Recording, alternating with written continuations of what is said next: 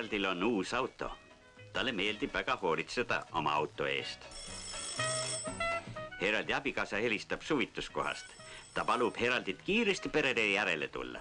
Lapsed tahavad uue autoga sõita.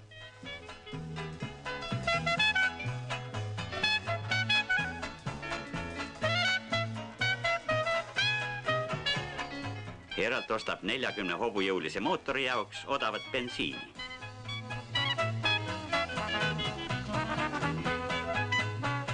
Liiklusummikud teevad ta natuke kärsituks. Kiire autoga jõuab ta aga õige pea tuttavale metsateele.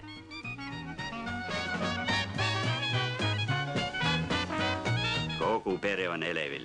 Hea veel, et pesamuna metsa ei unune.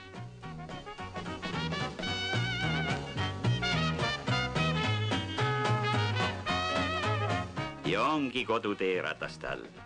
Osta sinagi endale auto. Jõuad kiiresti pärale. Küsi Zaporožetsit autokauplusest Volga.